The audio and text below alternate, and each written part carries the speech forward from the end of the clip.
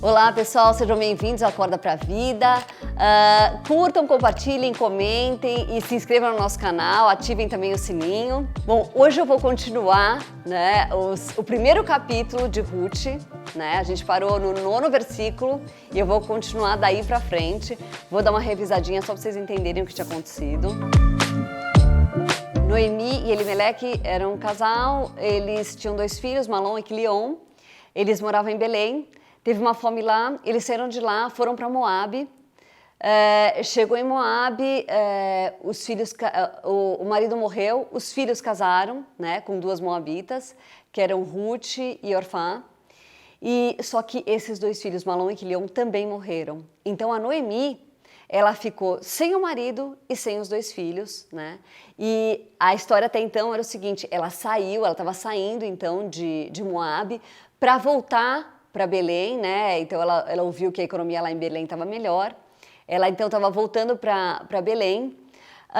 Teve uma hora que ela parou no meio do caminho e falou: olha, meninas, eu acho que vocês devem voltar para casa de vocês, para os pais de vocês, para vocês poderem casar de novo e tudo. E houve toda aquela preocupação da sogra cuidando das noras. E daí elas falaram: não, a gente não vai. E a Noemi falou: não, voltem para casa de vocês, porque eu já tô muito velha, para ter outros filhos, Nessa época, quando uma mulher ficava viúva, o cunhado dela, se ela tivesse cunhado, o cunhado, ele era obrigado a assumir toda a família. Então, a mulher, os filhos, ou seja, a cunhada, os sobrinhos, ele assumia a parte financeira, ele assumia tudo. Então, ela está falando: olha, eu não tenho e provavelmente nem vou ter outros filhos, E por mais que eu tivesse outros filhos, vocês por acaso iam esperá-los crescer e ficar velhos o suficiente para vocês casarem com eles?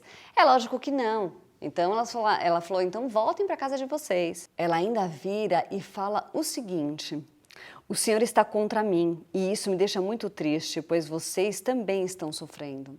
É lógico que isso é algo que vem na cabeça de uma pessoa que está sofrendo demais. Ela tinha perdido as 3 pessoas mais importantes da vida dela, o marido e os 2 filhos, e ela estava nesse sofrimento tão grande e falando esse tipo de besteira que é muito normal para pessoas que passam pelo que ela passou, Ela falou: o Senhor está contra mim. E isso é uma mentira que vem direto do inferno, E nós, como cristãos, quando a gente vê alguém sofrendo assim, e sofrendo tão profundamente, que começa a acreditar nesse tipo de mentira, é muito importante que a gente esteja do lado dessas pessoas para poder dizer: não, isso é mentira, isso não é verdade. Isso é uma fase da sua vida, a vida é cheia de fases e essa fase vai passar.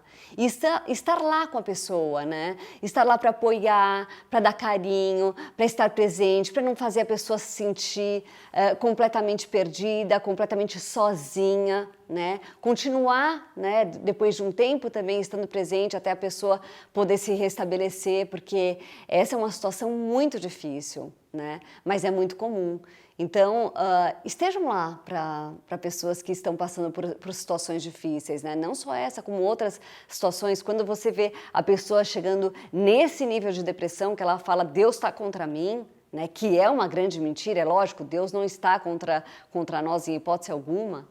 Então, que você possa estar lá, para apoiar as pessoas. Então elas começaram, as 2 meninas, começaram a chorar alto, mas a Orfã, ela se despediu, E ela voltou para o povo dela, para a casa dela, para os pais dela. Mas a Ruth ficou.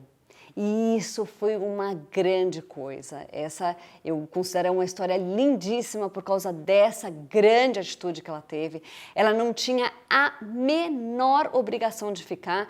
E vejam que ela não tinha nem obrigação moral. Moralmente, seria super natural que ela voltasse para a casa dos pais dela, Até porque a sogra dela estava voltando para o país dela, Aonde então ela estaria num ambiente um pouco mais familiar, Agora não tanto depois de todos esses anos, já passaram 10 anos, mas mesmo assim ela estava voltando e ainda assim a Ruth perdendo tudo, que ela só saía perdendo, Ela então ela viveria como uma mendiga, Ela seria uma pessoa que ia viver uma vida muito, muito, muito difícil, Mas mesmo assim ela não quis deixar a sogra sozinha. Mesmo assim, ela quis acompanhar a sogra naquele momento tão difícil, né? E largou para trás, então, o país dela, os costumes dela, os deuses dela, os amigos dela, os pais dela, tudo. Ela largou tudo para trás para não deixar essa sogra nessa situação tão terrível sozinha. Uma coisa muito legal também de perceber aqui nessa parte dessa história é que agora essa nora estava exercendo o que ela tinha acabado de aprender com a sogra dela.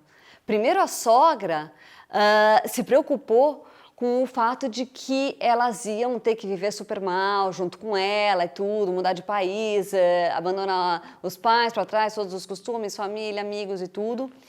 E assim ela ensinou essa nora, a Ruth, a se preocupar com o outro. Primeiro ela se preocupou e depois ela teve a Ruth se preocupando com ela. E é muito legal, né, como a gente vê assim a fidelidade de Deus. É impressionante como quando a gente se preocupa com o outro, a gente consegue ver a fidelidade de Deus. Por isso que a gente não deve se preocupar com o outro e fazer pelo outro, porque a gente vai conseguir alguma coisa, mas Deus é fiel. Então você pode ficar tranquila que se você estiver fazendo pelo outro, por mais sacrifícios que você esteja fazendo, Deus vai ser fiel, né? Ele é fiel, Ele vai ser fiel na sua vida e Ele vai te compensar por isso. Então, na hora que ela falou, vai, e a Ruth falou o seguinte: não me proíba de ir com a senhora, nem me peça para abandoná-la. Onde a senhora for, eu irei. E onde morar, eu também morarei. O seu povo será o meu povo, o seu Deus será o meu Deus. Onde a senhora morrer, eu morrerei também, e ali serei sepultada. Que o Senhor me castigue, se qualquer coisa, a não ser a morte, me separar da senhora.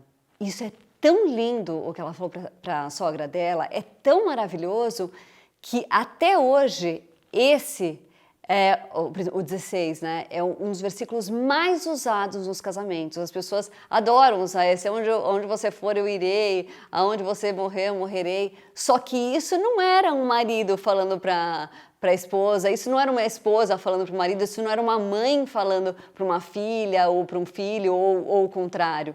Isso era uma nora falando para uma sogra. Olha que atitude dessa menina. Olha que atitude mais linda de se preocupar com o outro. Né?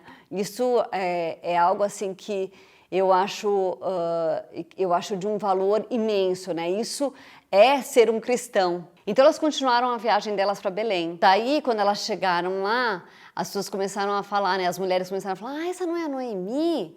Ela falou, então, olha, não me chame mais de Noemi, a feliz, né? Esse era um dos significados do nome dela.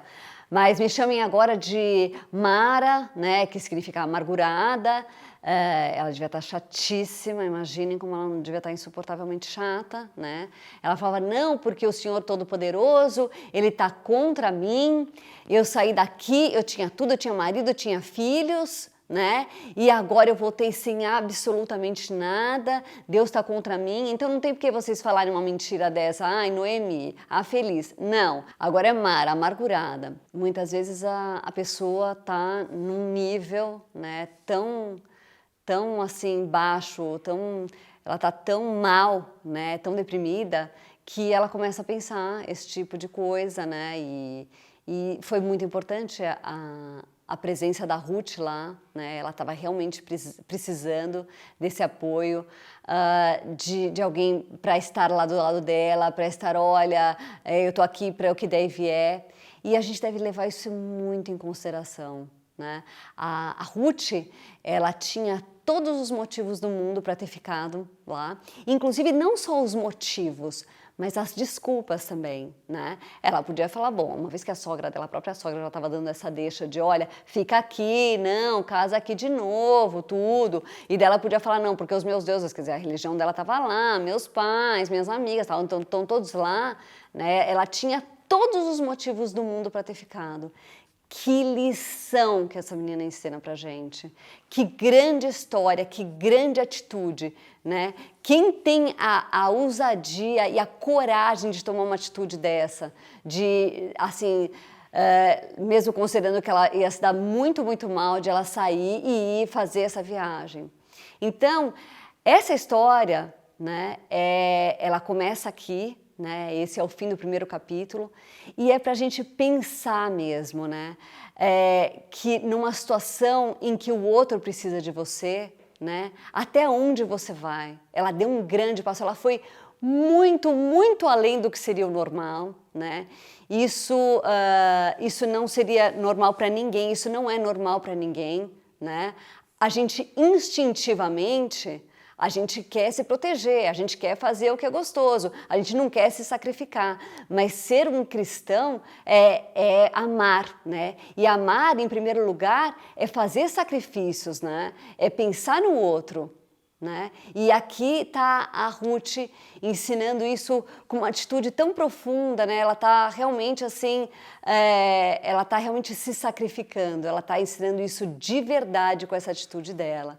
Então pensem nisso, pensem em fazer isso por outras pessoas.